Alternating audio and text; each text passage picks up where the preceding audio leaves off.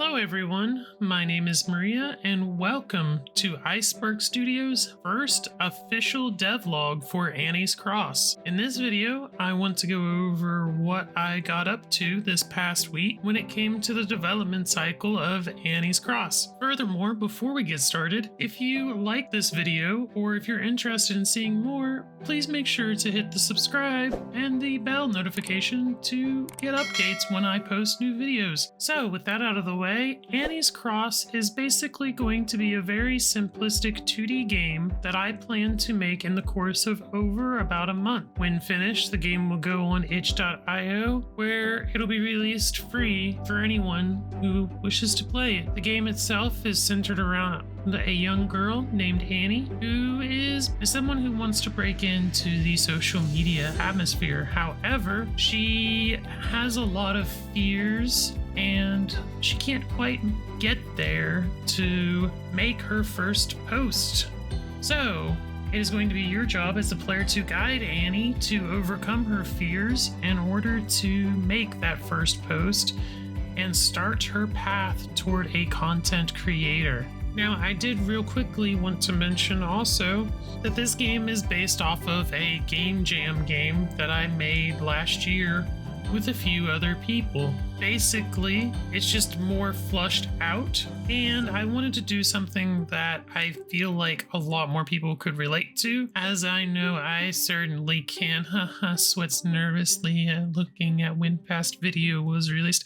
Oh my gosh, it's almost been 6 months. So the first thing I did this week was, well, we worked on the menu system, trying to get it set up so the player could actually get into the game, and then once into the game that they could leave the game whenever they desire. This proved to be quite a bit of a challenge, as I've never really loved Unity's whole scene management, and this really shows when it comes to me trying to figure out annoying errors that pop up for no reason. Well, they do pop up for a reason, but in my mind, there is no reason to give me such a headache when it comes to even just very simplistic scene management. That being said, I don't really know a better way to do this or to fix it, especially for a game that's going to be very simplistic and really only needs about 4 scenes total, depending on how I wish to approach, victory, game over, main menu options, and of course the main game itself. However, we did finally power through it, and we got everything working harmoniously, at least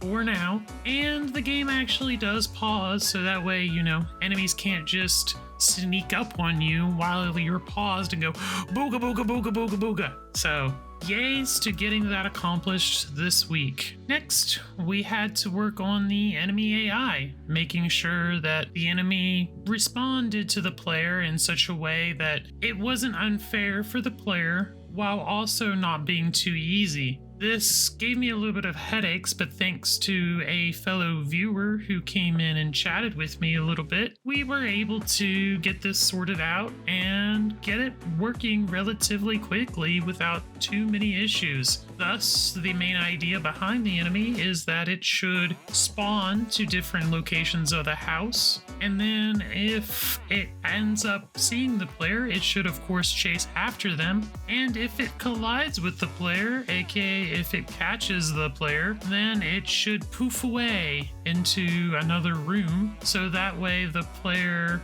gets scared but doesn't immediately lose or doesn't immediately get super high feared when it comes to the AI touching them.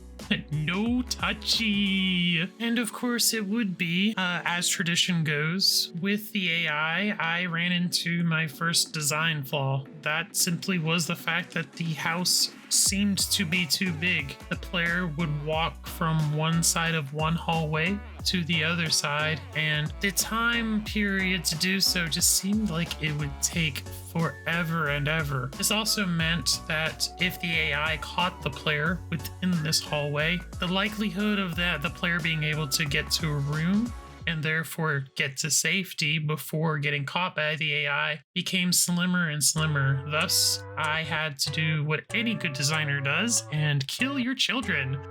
No, not your design children, okay? I'm not weird, I promise. But I had to lower the amount of room or space there was in the hallway and just kind of shrink everything and delete all those poor pixels that were standing in our way to perfection. Goodbye, pixels. We'll miss you, but you served us well while you were here. The next thing that I got accomplished this week is that the looping mechanic is started, and basically what that is that if the player tries to leave the house, or if their fear meter gets maxed out to 100 before they solve all the puzzles, then the game cycle or the game loop repeats, and the player has to go back through and try to finish any remaining puzzles before leaving the house or having that fear completely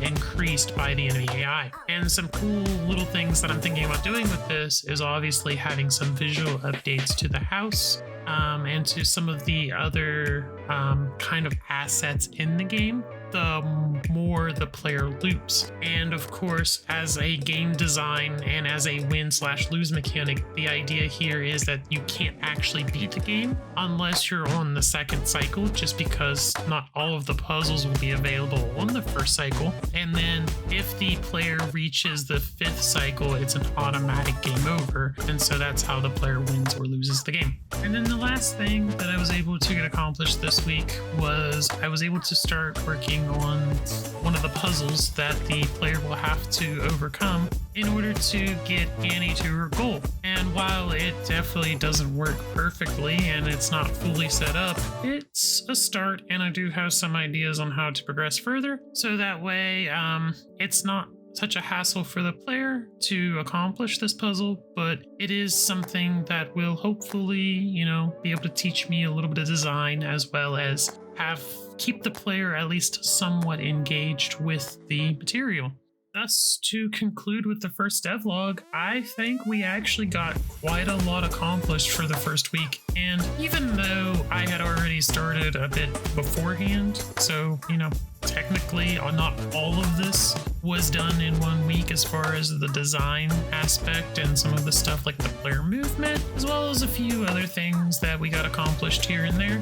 I also am missing a day of dev time for this week because Saturday has not quite gotten here yet. Thus, I think we got quite a lot done, and we're pretty much on track to meet this kind of 1 month-ish deadline that I'm giving this small game. So, in the future, I will also try to keep these videos under 10 minutes. I don't even think we're going to come close with this one, but I also want to update all my wonderful YouTube people, as well as kind of keep a diary of accomplishments that I've made. So until next time, I hope you all have a good rest of your day, a good rest of your week, a good rest of your life until the next video, and I hope to see you next time. Goodbye for now, and thank you so much for watching. And always remember to spark the imagination.